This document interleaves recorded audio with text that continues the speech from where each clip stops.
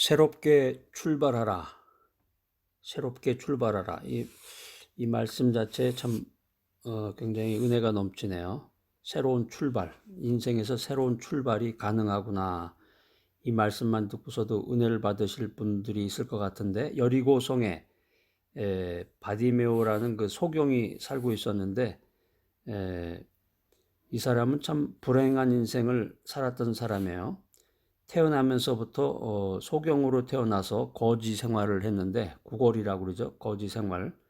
여리고성에 살고 있었던 이 바디메오가 앞을 못 보는 맹인으로 태어나서 구걸하며 인생을 살았다. 그런데 예수님을 만나고 나서 어두웠던 그의 눈이 번쩍 뜨이는 놀라운 기적이 일어났습니다. 아니, 태어나면서부터 앞을 보지 못했던 사람이 눈이 띄어져서 앞을 보게 됐다. 이건 상상을 할 수 없을 것 같아요. 우리가 이제 그런 경험이 없으니까. 그때부터 이 바디메오는 흑암에서 해방돼서 더 이상 거지로 구걸하지 않고 새로운 인생을 살아갈 수가 있었는데, 지금 이 메시지를 들으시는 분은 대부분 이제 이런 경험을 가지고 계신 분은 없죠. 없죠? 그렇지만 이제 우리가 영적인 세계에서 이거를 생각을 해봐야 됩니다. 영적인 세계 생각해 보면은 우리의 눈이 영적으로 이렇게 감겨져 있었단 말이에요. 소경처럼.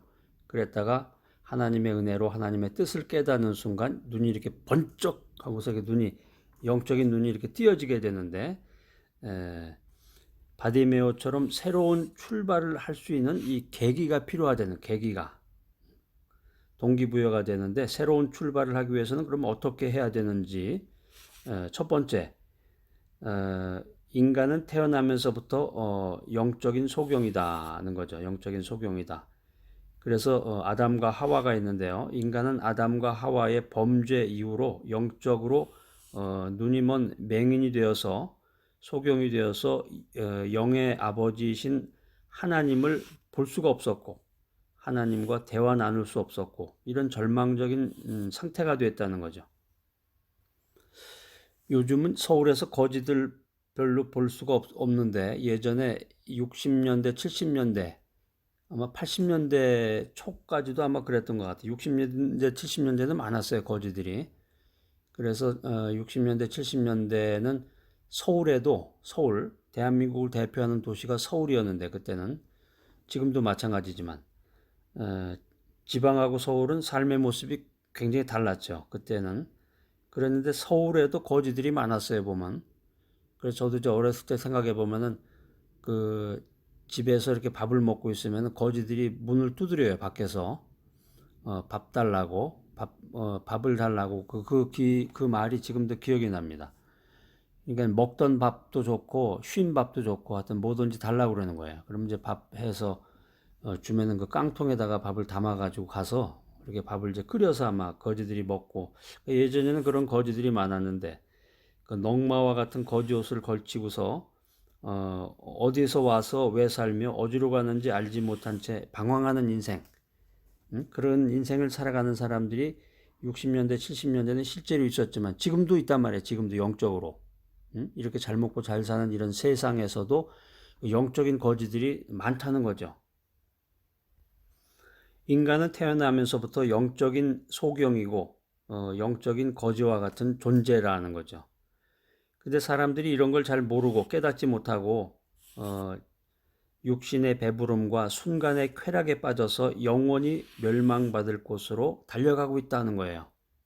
여러분 그런 경험이 있는지 모르겠는데, 그 나방이 있죠, 나방. 나방이 불을 보면 이렇게 달려들잖아요. 그 불 속에 들어가면 타 죽는 거를 모르고, 그렇듯이 육신의 배부름과 순간의 쾌락에 빠져서 영원히 멸망받을 곳으로 달려가고 있다. 자, 그렇다면 이 멸망에서, 절망에서 건짐을 받아서 새로운 인생으로 출발할 수 있는 그런 길은 무엇인가?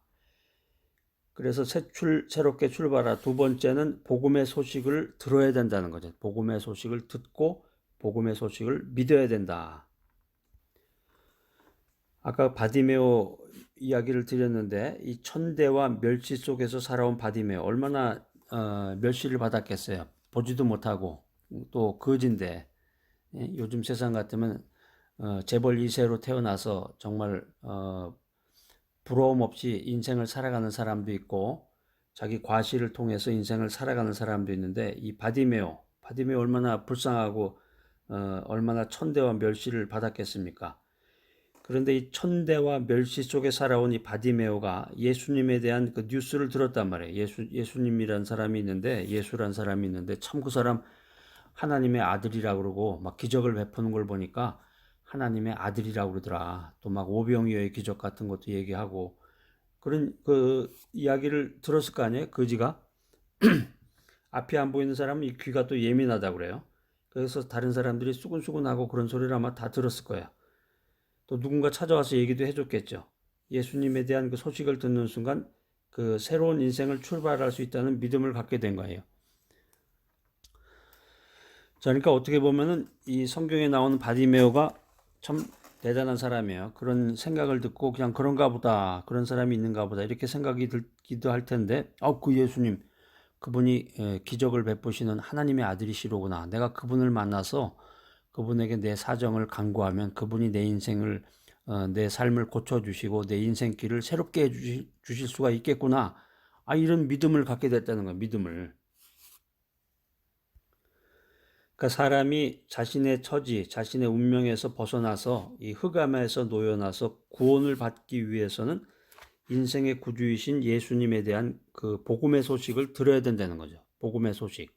이 복음이라는 게 굿뉴스인데, 굿뉴스. 좋은 소식 아니에요? 좋은 소식. 얼마나 좋은 소식에 흑암에서 놓여나서 지금 거지처럼 살고 있는데 정말 주 예수를 믿게 되면 새 출발할 수 있다. 이것이야말로 굿뉴스 중에 굿뉴스가 되겠죠. 이 복음의 소식을 듣고 또 믿어야 된다는 거예요. 그러니까 신약 성경 로마서 10장 17절 말씀입니다. 로마서 10장 17절.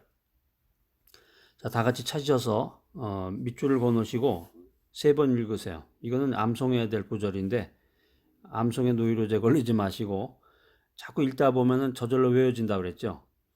자, 이제 한번 같이 읽어보겠습니다. 로마서 10장 17절 말씀. 시작. 믿음은 들음에서 나며 들음은 그리스도의 말씀으로 말미암았느니라. 자, 같이 읽자고 그랬는데도 또 딴청하시는 분도 계시네. 읽어봐라. 너나 읽어라. 나는 딴청할게. 그러지 마시고 읽자고 그랬을 때 같이 동참해서 자꾸 읽다가 보면은 암송도 되고 암기도 되고 얼마나 좋아요. 하나님 그 말씀 앞으로 자꾸 나아가는 건데. 그러니까 여러분들이 지금 말씀드린 그 바디메오, 거지 바디메오보다도 더 못한 그 믿음을 갖고 있다 그러면 참 심각한 겁니다. 자, 같은 로마서인데요. 로마서 10장 13절입니다. 같은 장이네요. 로마서 10장 13절. 이것도 아주 굉장히 중요한 구절인데 이것도 암송하셔야 돼요. 이거 뭐 암송이나마나 그 한 문장밖에 안 되는데, 누구든지 주의 이름을 부르는 자는 구원을 받으리라. 뭐 간단하네. 이건 외우나마나. 다 외우셨죠? 누구든지 주의 이름을 부르는 자는 구원을 받으리라. 거기다 밑줄을 그어놓으시고 3번씩 읽으셔야 돼. 누구든지 주의 이름을 부르는 자는 구원을 받으리라. 그러니까는 그 바디메오가 육신의 눈은 멀었지만 소경이지만 예수님에 대한 소식을 듣고 믿음을 가지게 됐다는 거예요. 확고한 믿음을 가지게 됐다. 그래서 바디메오가 이제 결심을 한 거죠. 그 예수님이 내 앞을 지나갈 날이 올 텐데 그때를 놓치지 말고 꼭 예수님이 지나갈 때 그분에게 간청을 해야지, 이런 결심을 했다는 거죠. 참 이 말 듣기만 해도 대단하네. 바디메오라는 사람이 참 대단한 사람이에요. 보통 사람은 이런 결심도 없다는 얘기예요. 그러니까 바디메오가 예수님께서 이제 그 앞을 지나갈 때 소리를 지른 거란 말이에요. 소리를 질렀어. 왜 그러냐면 눈이 안 보이니까 어떻게 됐는지 모르잖아요, 자기가. 그러니까 소리를 지르면서 주위에 그 시선을 끌면서 예수님하고 이렇게 독대를 하려고 만나기 위해서 소리를 지르니까 사람들이 막 꾸짖잖아. 이 거지 같은 놈아, 떠들지 마라. 저분이 어떤 분인데 너를 만나주기는 하겠냐. 쓸데없는 소리 하지 말고 입 닥쳐. 막 욕도 하고 막 그랬겠죠. 근데 이 바디메오가 예수님께서 앞을 지나가실 때 그 사람들의 그 꾸짖음 그런 말에도 상관하지 않고 자기 그 얘기를 했다는 거예요. 그게 마가복음에 나와요. 한번 찾아보세요. 신약 성경 마가복음 10장 47절. 마가복음 10장 47절. 자, 다 같이 한번 읽어보겠습니다. 다윗의 자손 예수여 나를 불쌍히 여기소서. 다윗의 자손 예수여 나를 불쌍히 여기소서. 다윗의 자손 예수여 나를 불쌍히 여기소서. 이런 식으로 3번씩 읽으시란 말이야. 응? 여기에 이게 짧은 말인데 이게 신학적으로 굉장히 중요한 그런 포인트가 많이 나오는 그런 구절입니다. 이게 간단하잖아요. 다윗의 자손 예수여 나를 불쌍히 여기소서. 이건 뭐 이해 못할 말이 있습니까? 여기에? 다 이해하실 말이죠. 근데 이 말 중에 이 간단한 말 중에 굉장히 중요한 그 신학적인 내용이 여기 포함이 되어 있단 말이에요. 응? 예수님을 뭐라고 불렀어요? 다윗의 자손 예수여. 이게 굉장히 그 엄청난 믿음을 가진 그런 그 호소문이에요, 이게.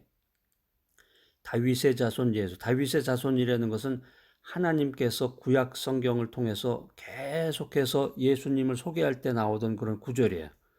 그러니까 다윗의 자손 예수요, 이 말 속에 하나님에 대한 그 신뢰, 말씀에 대한 신뢰, 또 하나님께 대한 믿음, 이런 엄청난 것들이 여기 포함이 되어 있다는 이 간단한 말 중에 또 나를 불쌍히 여기소서, 나를 불쌍히 여기소서, 이 한마디가 엄청난 뭐 1시간 동안 기도한 내용보다 이 말 한마디가 모든 걸 다 대변해 줄 수 있는 거네요. 기도할 때 가서 여러분 이렇게 기도하시면 돼요. 다윗의 자손 예수여 나를 불쌍히 여기소서. 그냥 1시간 내내 뭐 방언으로 기도하고 뭐 통성으로 기도하고 눈물을 흘리며 기도하고 다 소용없는 짓이에요, 이게. 다윗의 자손 예수여 나를 불쌍히 여기소서. 이 호소문이야말로 엄청난 그 믿음의 그 호소가 될 수 있는 것입니다. 이 엄청난 부르짖음, 이 얼마나 놀라운 믿음입니까?